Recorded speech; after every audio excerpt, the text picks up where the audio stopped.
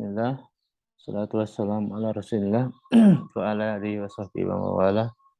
Abda'u bi assalamualaikum warahmatullahi wabarakatuh. Kita akan membahas dengan al-qiraah qasidah di Al-Quran. Jadi dalam pembahasan tentang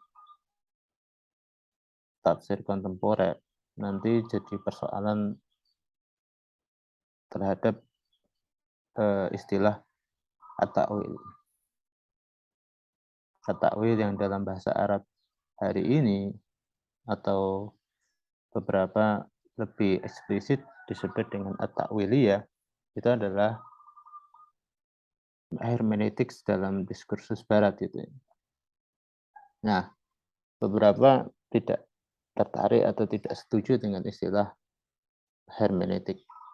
Saya kira kalau Anda search di internet banyak orang yang menunjukkan sisi-sisi negatif dari hermeneutik, atau di pertemuan lalu kita membahas tentang sedikit tentang hermeneutik.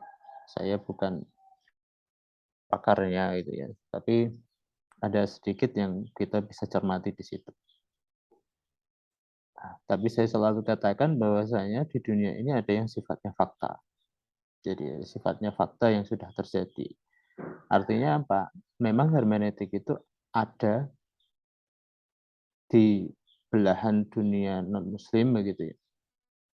Dan itu tumbuh dan berkembang dalam dunia Islam gitu. Dengan penerimaan atau penolakan. Dan sejak dari awal apapun fenomena baru selalu begitu, ditolak dan diterima.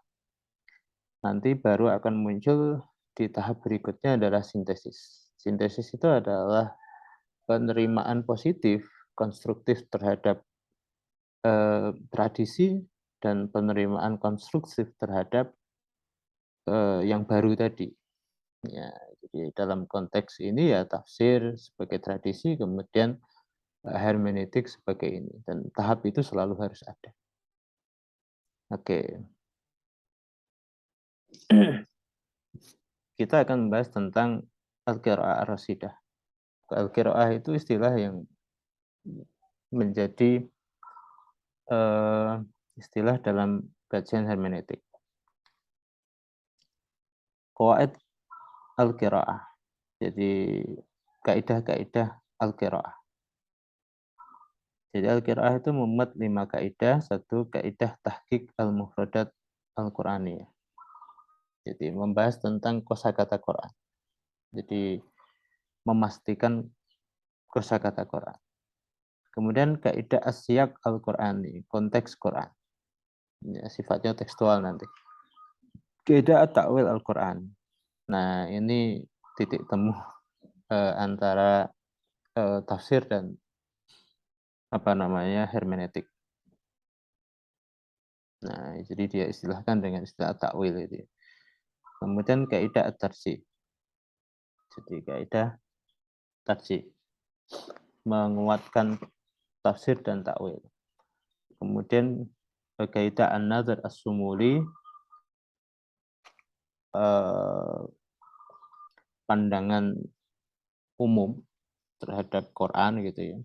Kemudian an-nazar jadi komprehensif gitu ya. Bukan pandangan komprehensif terhadap data Quran gitu ya. Kemudian an-nazar al-maqasidi, melihat maqasid, tujuan, orientasi. Nah, dari Quran itu. Saya lupa ini saya sebutkan, ini adalah saya ambil dari kitab An-Nas al-Qur'ani min tahafudil qira'ah ila ufuqit tadabbur. Karya Dr. Kutub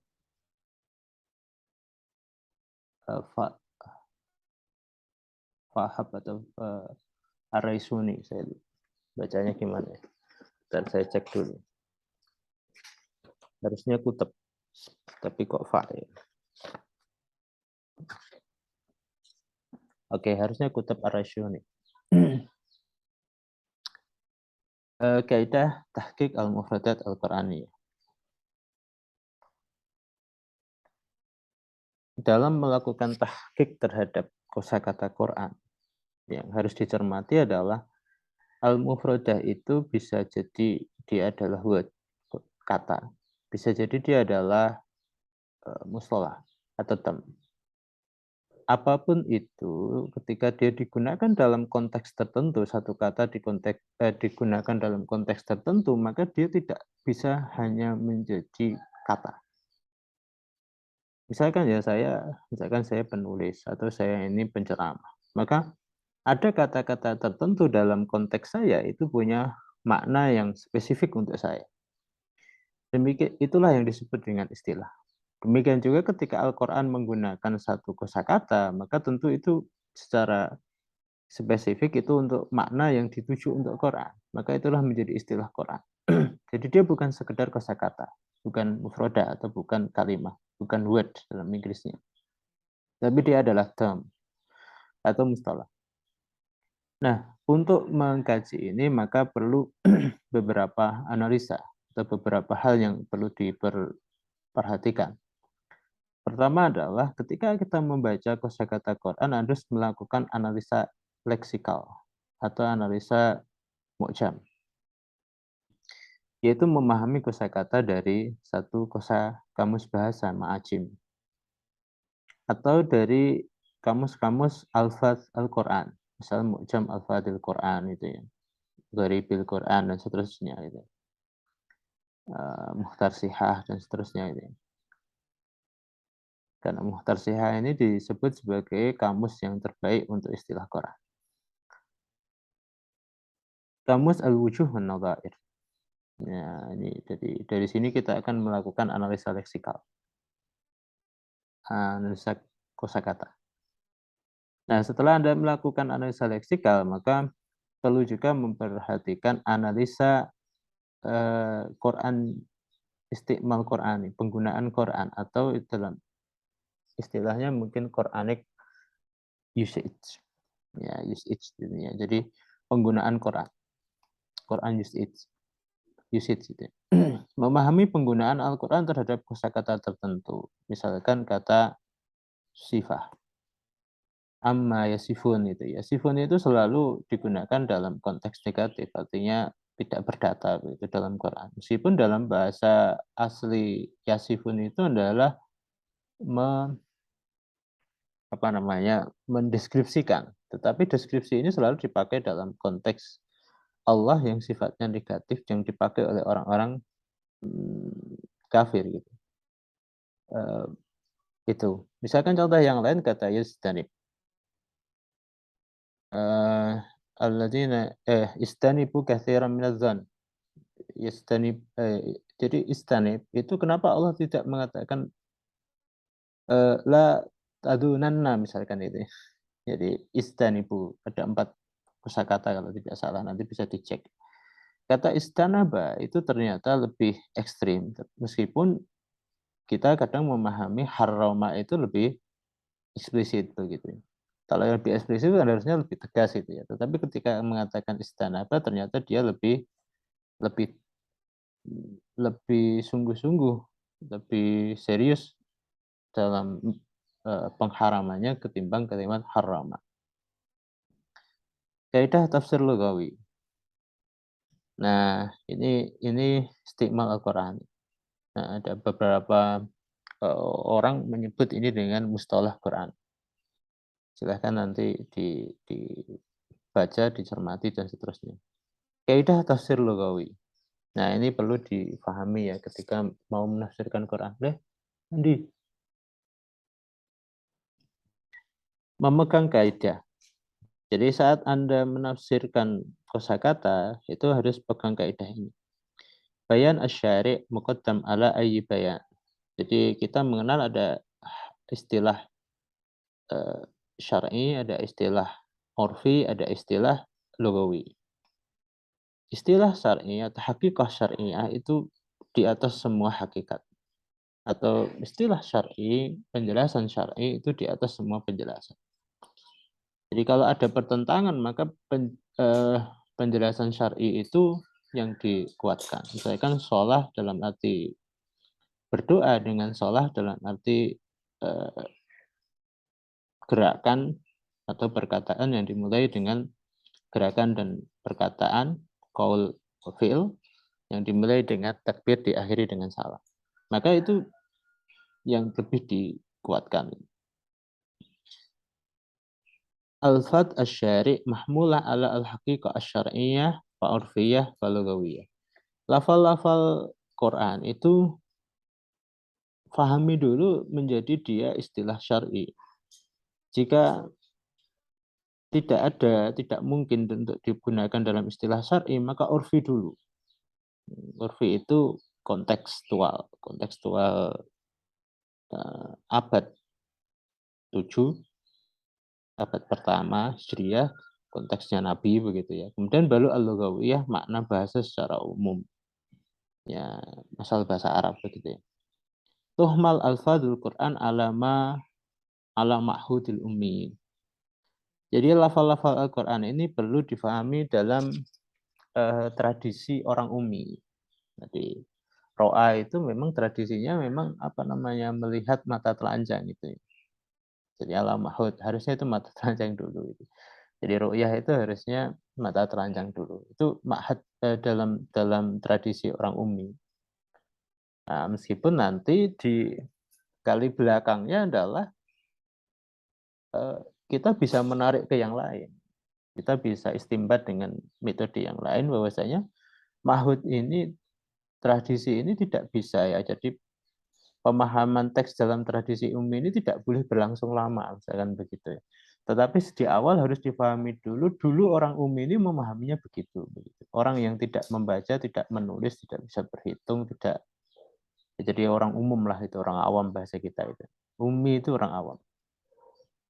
Atau orang desa lah bahasa itu ya, badui gitu ya. La yajuzu hamlu alfadil Quran ala istilah hadis. Jadi kita nggak boleh memahami kosakata Quran dengan makna hari ini yang muncul belakangan. Itu harus dengan kosakata itu dipahami dalam konteks dahulu. Nah, kaidah yang kedua disebut kaidah siyak al-Qur'ani, konteks Quran. Siyak di sini adalah konteks makna dalam bacaan Quran. Artinya dalam Quran atau yang disebut dengan asyak ad-dahili. Jadi kosakata dilihat dari kalimat sebelumnya atau sesudah. Kosakata dilihat dari ayat sebelumnya. Dalam satu ayat dilihat dari penjelasan sebelum dan sesudahnya. Minal ayat al-mutaqaddimah atau minal ayat al-mutaakhirah. Nah, syak itu ada 3. Ada syak as-surah. Jadi kosakata yang muncul atau istilah yang muncul dalam satu surat. Apakah kosakata yang muncul di surat Takatsur itu akan sama dengan surat yang lain misalkan begitu. Itu diperhatikan betul. Kemudian syak al-maqta atau yang disebut dengan episode. Jadi dalam kesatuan ide, kesatuan topik. Nah, itu namanya syak al-maqta atau yang lain menyebutnya al-mashhad gitu. Syak al-ayah kemudian konteks ayat. Jadi istilah kosakata itu Anda pahami dalam konteks ayat. Jadi ayat satu episode dan satu surat baru kemudian nanti menjadi konteks Quran secara umum. Batasan syak, jadi pemahaman syak dibatasi oleh dhabitul aql. Batasan nakal. Jadi kalau sudah ada, jadi lihat dulu Nabi ini pernah nafsirkan, enggak, sahabat pernah memahami itu enggak, dalam syak itu enggak itu ya. Kemudian dhabitul lughah, dia dalam bahasanya. Kemudian dhabitul aql wal his. Nah, kalau ini sudah maka baru dilihat kemudian dari nuansa umum, iklim umum surat itu. Peran syak adalah menghilangkan kesamaran makna ayat. Jadi peran konteks. Jadi harus difahami konteks ini sering disebut dengan konteks linguistik, bukan kontekstual, bukan konteks historis, tetapi konteks linguistik atau as-siyaq ad-dakhili. Jadi fungsi peran dari siyaq itu adalah menghilangkan kesamaran makna ayat. Nah, jadi kalau kita bingung misalkan maknanya ini apa gitu ya, nah, ini harusnya carikan ayat-ayat tertentu yang bisa dipakai menunjukkan itu. Misal, mentarjih makna ayat, kemudian mentahsis al-am, mentaksid al-mutad, dan menjelaskan pluralitas makna. Walaili idza as'as, misalkan itu ya. Walaili idza as'as, as'as itu bisa idza dakhala atau idza kharaja itu. Taqitul mutlaq dan seterusnya ya, nanti mungkin sambil diskusi saya jelaskan ini. Kaidah at-ta'wil al-Qur'ani. Ya. Nah, Anda buka di istilah di pertama ya, di tafsir kontemporer yang pertama, saya bedakan antara kata, meaning, dan maksud. Nah, beberapa mengatakan takwil itu untuk maksud saja. Tapi yang lain mengatakan meaning dan maksud itu wilayah tafsir juga wilayah takwil gitu ya. Artinya takwil dan tafsir itu sama. Nah, hari ini mau mendominasi kembali takwil gitu ya. Kapasitas menakwil terdiri, jadi kalau Anda mau menakwilkan harus punya beberapa eh, apa namanya bekal. Bekal pertama adalah bekal bahasa. Jadi Anda harus tahu bahasa Arab, istilah-istilah bahasa Arab lah itu ya, seluk-beluk Arab itu ya. Seluk-beluk bahasa Arab. Kemudian bekal nakli. Jadi Anda harus pahami ilmu-ilmu riwayat begitu. Ya, terutama dalam konteks tafsir itu ya.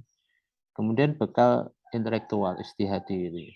Kemudian selanjutnya bekal pemahaman Anda terhadap realitas hari ini atau waqi. Kemudian perlu bekal namanya manahij al-hadithah. Jadi Anda perlu memahami metode-metode saintifik modern. Nah, setelah itu tinggal satu mohibah. Mohibah itu adalah ya memang jatah Anda gitu ya, jatah Anda untuk paham gitu. Kalau Anda nggak berjatah ya meskipun punya semuanya itu ya tidak ada yang menarik dari apa yang kita kaji gitu. Nah, ini kapasitas. Kemudian bekal menakwil Quran itu adalah pengetahuan secara spesifik ketika kita mau menakwilkan Quran agar itu menjadi valid, agar itu menjadi benar dan betul menghasilkan pemahaman yang kontekstual gitu ya, penafsiran yang kontekstual, maka Anda perlu memahami khosaisul Quran, khosais sastra, khosais yang lainnya itu ya. Jadi sehingga kalau Anda paham itu juga Anda perlu paham maqasidul Quran. Jadi Quran ini hadir di dunia ini untuk apa? Ya, ini sering didefinisikan ulama jadi maqasid syariah. Ada yang mengatakan 6, ada yang mengatakan 5, hari ini direkonstruksi ulang. Sudah direkonstruksi beberapa, kemudian ada yang sifatnya Anda baca ya, kayak Jasar Audah dan yang lainnya. Nah, yang lain harus memahami lisanul Quran, jadi memahami bahasa. Jadi kalau Anda paham bahasa Arab, paham tentang maqasid Quran, maqasid syariah, maka kekhususan-kekhususan Al-Quran, maka Anda akan mampu menakwilkan Quran ini dan hasilnya akan kontekstual. Tetapi kalau tiga hal ini cacat gitu ya, kira-kira pembahasan Anda ya tidak akan menjadi menarik. Batasan takwil, jadi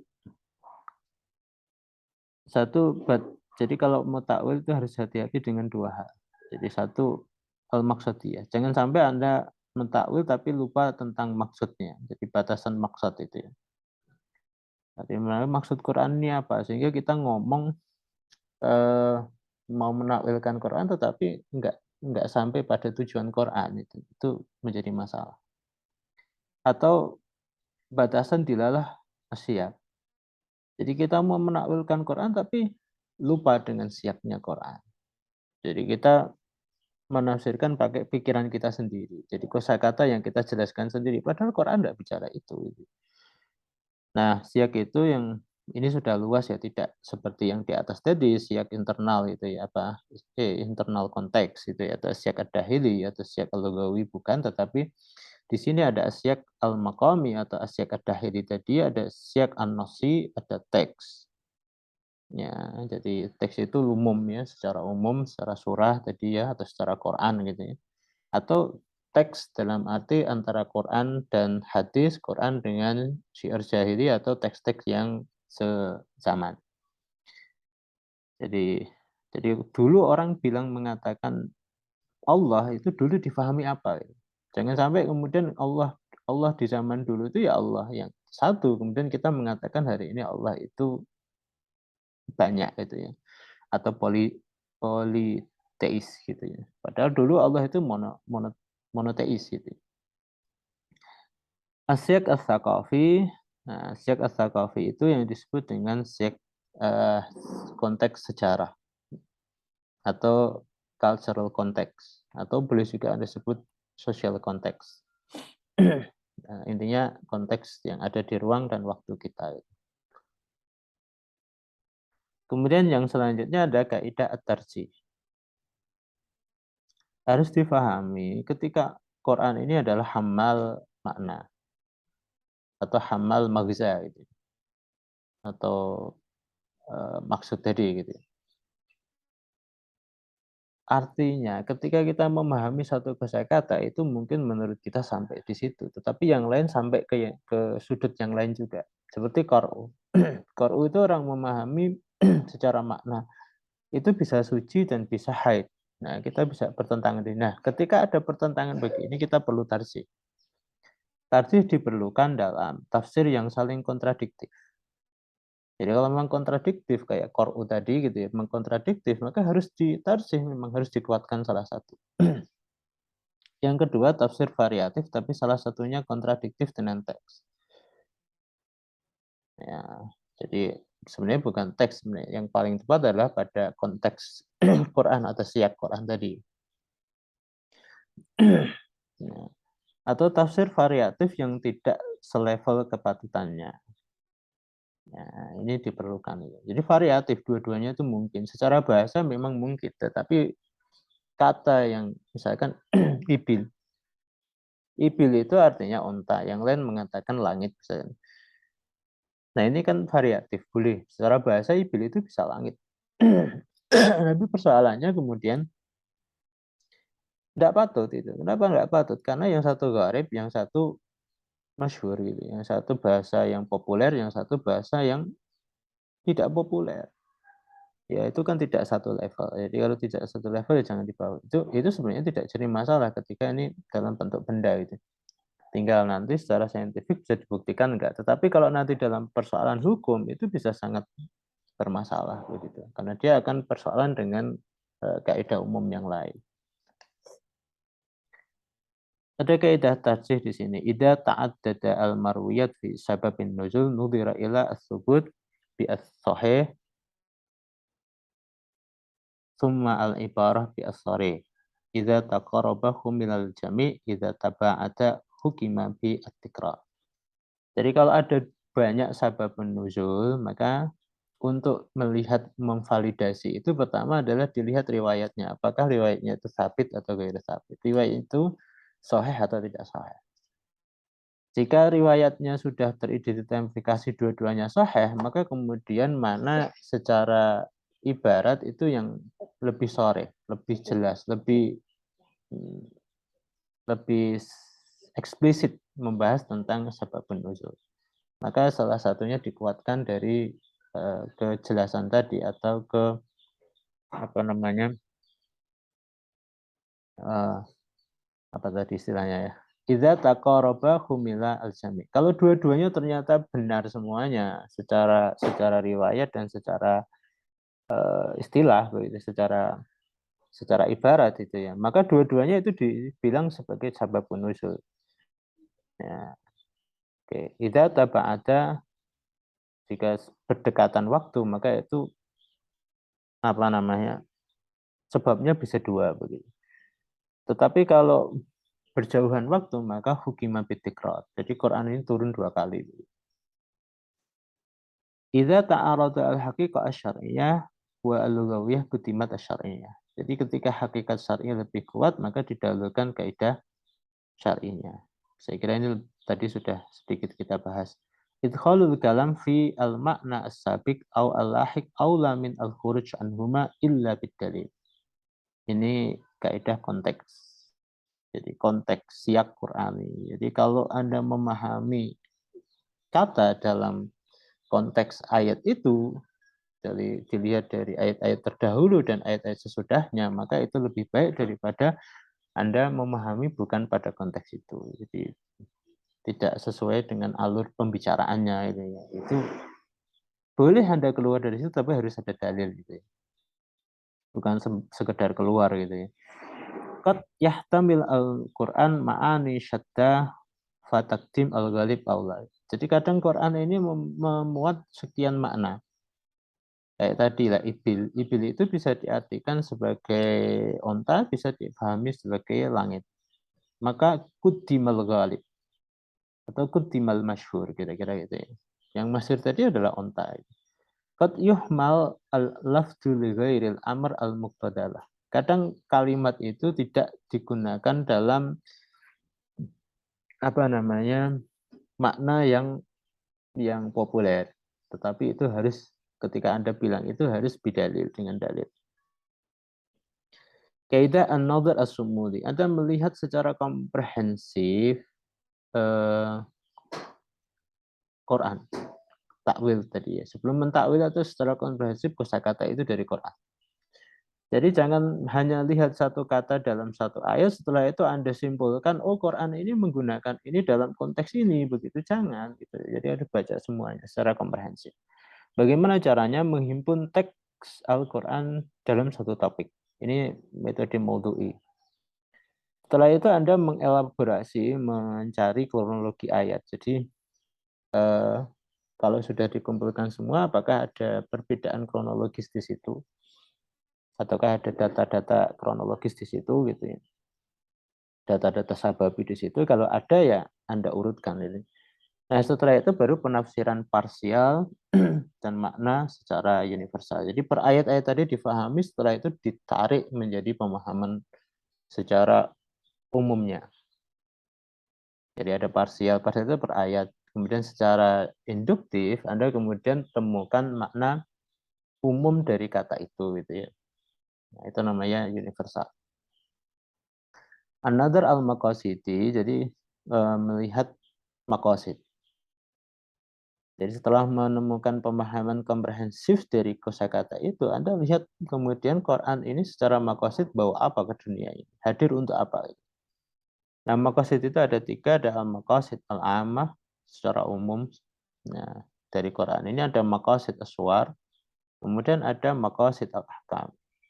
Maqasid al-ammah cara mengetahuinya adalah induktif istiqra dari data-data Quran itu ya. Kemudian bisa melalui tadabbur. Mungkin satu ayat tetapi dikaji betul kok ini ada kosakata misalkan li untuk begitu ya. La'alla gitu ya. Ya ini maksudnya apa? Ditadaburi semuanya la'alla itu kemudian ketemulah kemudian maqasid Quran. Atau kalau lebih instan ya pemahaman sahabat atau pemahaman mujtahid. Maqasid Quran itu bisa dilihat dari data mi'tayat surah, data-data surah, nuansa umum surah dan munasabatus surah. Munasabah itu Quran dilihat dari surah sebelumnya dan surah sesudah. Maqasid al-ahkam diidentifikasi melalui induktif sama tadi istiqra ya. Jadi Anda cari data-data hukum secara umum itu Anda kumpulkan semuanya, setelah itu Anda cari ini maksudnya untuk apa sih gitu ya. Ini menuju ke maksud apa sih gitu. Yang kedua bisa pemahaman ilalul ahkam. Jadi sebab-sebab hukum. Alasan-alasan hukum ini ditentukan. Al-amr wa an-nahyi al-ibtidai at-tasrihi. Jadi bisa juga difahami dari perintah dan larangan. Ya, jadi perintah, larangan itu Anda kasih betul. Atau as-sukut asy-syar'i, ma'rifah al-maqam dan seterusnya. Nanti kita bisa eksplor atau bisa Anda baca di bukunya, tapi bahasa Arab itu. Oke, saya kira ini cukup ya. Jadi saya tulis di sini belajar benar akan menghasilkan berpikir benar. Kalau Anda berpikir benar, maka Anda akan bertindak benar. Kalau Anda berpikir bertindak sudah benar, itu sebagai hasil konsekuentif, ya, konsekuensi dari belajar tadi gitu ya, maka Anda akan hidup dengan benar. Ya. Benar bisa Anda rubah itu. Belajar tepat, berpikir tepat, bertindak tepat, maka hidup Anda juga akan tepat ya. Belajar efisien, maka Anda juga akan berpikir efisien, juga akan bertindak efisien, dan hidup Anda akan efisien. Semoga kita diberi Allah ini ya, Allahumma hab lana hada gitu ya. Kita tutup dengan berdoa istighfar 7 kali. Astagfirullah, astagfirullah, astagfirullah, astagfirullah. Ya Allah, mudahkanlah seluruh urusan kami, berkailah seluruh urusan kami, jadikanlah apa yang telah kami usahakan, yang sedang kami usahakan, dan yang akan kami usahakan, seluruhnya menuju pada kemudahan, keberkahan, keberuntungan, dan kesuksesan di dunia dan di akhirat. Ya Allah, jadikanlah kami orang-orang yang baik, kumpulkan dan pergaulkan pada kami orang-orang yang baik, jadikan yang keluar dan yang mengelilingi kami seluruhnya kebaikan, dan tempatkanlah kami kelak di tempat yang terbaik di akhirat. Wassalamualaikum ala Muhammadin wa ala alihi wa sahbihi wasallim. Subhana rabbika rabbil izzati amma yasifun wa salamun alal mursalin walhamdulillahi rabbil alamin. Subhanakallahumma rabbana bihamdika asyhadu an la ilaha illa anta astaghfiruka wa atubu ilaik. Wa akhiru da'wana assalamu alaikum warahmatullahi wabarakatuh.